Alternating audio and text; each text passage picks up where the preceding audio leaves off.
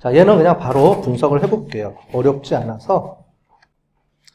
자, repeated measured ANOVA 5번 원웨이 ANOVA. repeated measured ANOVA. 아니면 여기 들어가서 열기 들어가서 우리 repeated measured ANOVA 이렇게 들어가셔도 되고요. repeated measured ANOVA 열기 들어가 볼게요. 그랬더니 하나, 둘, 세 개. 얘는 똑같아야 돼요. 개체수가 당연히. 그죠? 모든 사람을 3번씩 다 측정해야 되죠? 그러니까 개체수가 똑같아야 되겠죠. 당연히. 네. 자, 그 다음에 이제 볼 텐데, 자, 지금부터 조심해야 될 게, 메뉴가 조금 바뀌어요. 자, 보겠습니다. 분석 들어가셔서 평균 비교에 들어가 봤더니 없어요. 뭐가? 그죠? 그래서 뭘 하냐면, 일반 선형 모델이라는 게 있습니다. 일반 선형 모델로 들어갈게요. 그랬더니 뭔지는 모르겠지만 세 번째 거 보니까 반복 측도 이런 말이 보이네요. 아, 얘를 반복 측정했을 때 쓰는 거겠구나 라고 알 수가 있겠죠.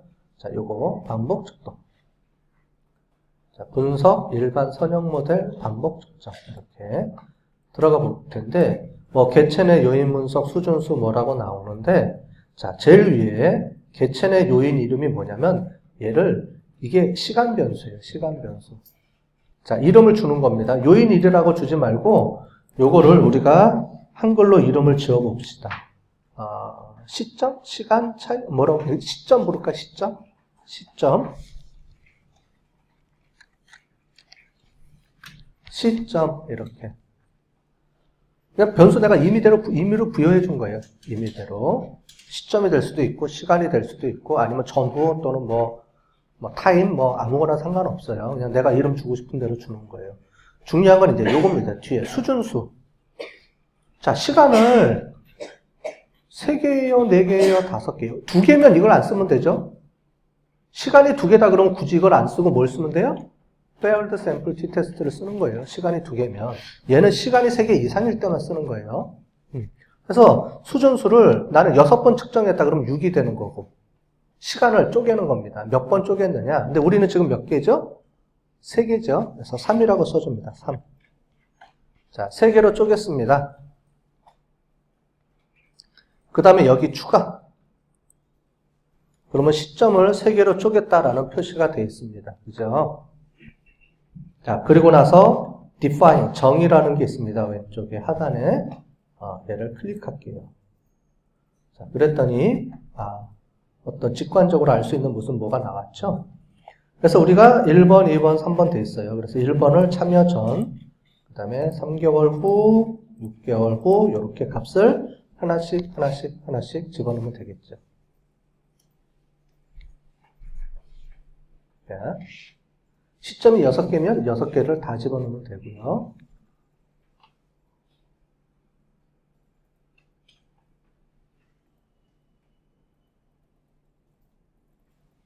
됐죠?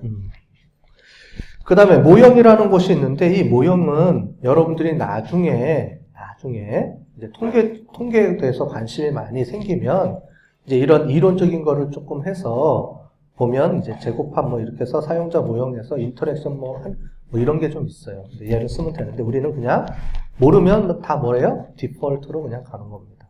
자, 얘는 안 해줄 거고요. 대비는 아까 전에 얘기했죠? 한 시점을 기준으로 해서 다 보는, 그러니까 한 시점만 보는 거예요, 계속. 얘를 안 보고. 도표 들어가 볼게요, 도표. 자, 이제 도표를 체크해 줄게요. 도표는, 자, 수평축에다가 시점을 집어넣고요. 시간이 지남에 따라서 점수가, 이게 수평축이 X축입니다. X축에 따라서 X축을 시간으로 놓고 쭉 보는 거예요. 이렇게 놓으면은, 이렇게 놓고 계속 누르면 안 보입니다. 추가를 꼭 눌러줘야 돼요, 추가. 여기다 변수를 넣어주고 추가. 그 다음에 계속.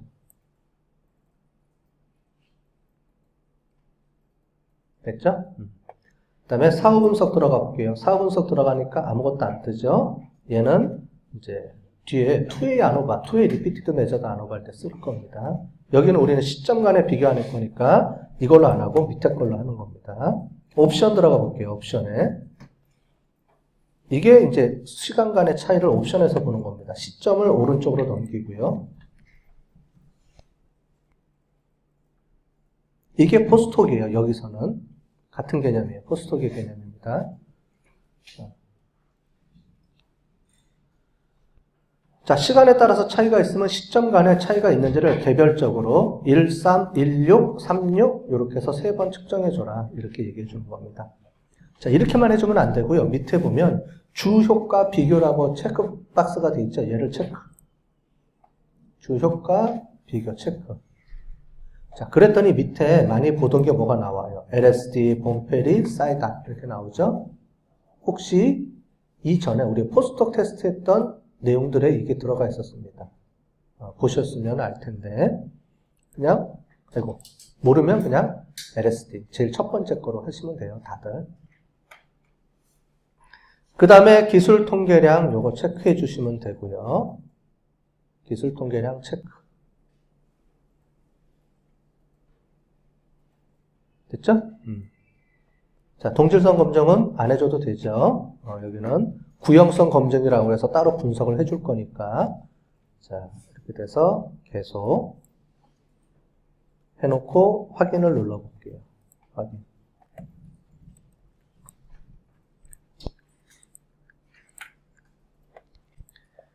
자, 기술 통계량에 보니까 평균이 참여 전에는 한 11점 정도 나왔다가 3개월 후에는 19점, 6개월 후에는 29점 계속 증가하고 있네요. 그죠? 증가하고 있다는 거를 봤을 거고요. 일단 기술 통계량 다음에는 바로 머큐리 테스트에서 구형성 검정 이걸 보는 겁니다. 자, 얘를 보고요. 얘를 가지고 이제 밑에 거를 해석해 줘야 되는 거예요. 구형성이 성립이 된다. 즉 구형성이라는 거는 뭐냐면은 오차 분산이 동질하다라는 거를 봤다 그랬죠. 관계가 있다, 동질하다. 자, 그래서 구형성이 검증이 됐는데 구형성이 있다, 없다로 봐야 되는 겁니다. 유의 확률은 2.94가 나왔죠. 0.294. 29%나 나왔네요. 뭐가요? 귀무가설이 맞을 확률.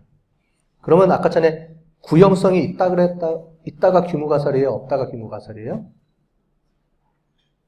얘는 구형성이 성립을 한다. 등분산의 개념이라고 그랬잖아요.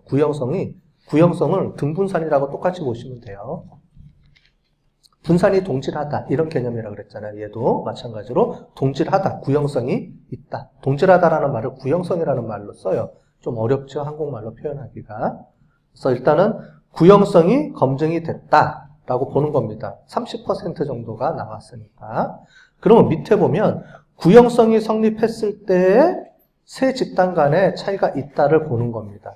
그렇지 않을 때는 뭘 봐요? 그린하우스 가스, 그 다음에 홈벨트 이런 거를 본다는 말이에요. 요 값을. 얘는 구형성이 가정이 검증이 안 됐을 때의 값. 얘는 구형성 가정이 했을 때의 값. 이거를 놓고 보는 겁니다. 유의 확률은 더 비슷하죠? 다 비슷하니까 큰 의미는 없을 거예요. 그 위에도 다별량 검증이라고 해서 이런 것도 있어요.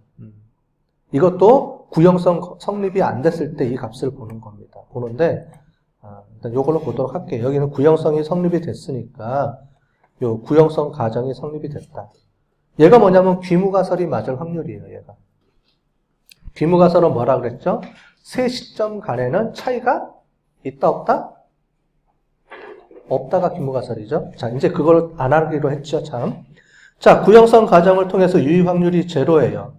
그러면 세 시점 간에는 차이가 있다, 없다? 자, 0.05보다 커요, 작아요? 자, 유의 확률이 0.05보다 커요, 작아요, 지금? 작죠? 작으면 차이가 있다, 없다? 작으면 차이가 있다, 없다? 무조건 차이가?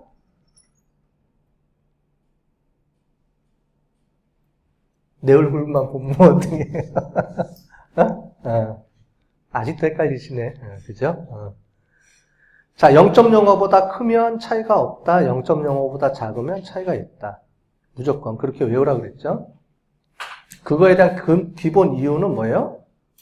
0.05보다 큰 게 귀무가설이기 때문에 귀무가설이 맞을 확률이 0.05를 기준으로 해서 큰 쪽이 기무가설이 맞을 확률, 즉 차이가 없다가 맞을 확률이 0.05보다 큰 겁니다. 그 다음에 0.05보다 작은 거는 차이가 없다라는 기무가설을 기각하는 확률이 되는 거죠. 0.05보다 작을 때는 기각한다. 자, 이거 이제 계속 헷갈리시면 안 돼요. 이제는 여러분들 머릿속에 딱 박혀 있어야 돼요. 자, 유의 확률이 0.000이다라는 거는 세 집단과 시점 간에는 차이가 있다. 됐죠? 자, 그렇게 보고 넘어가겠습니다.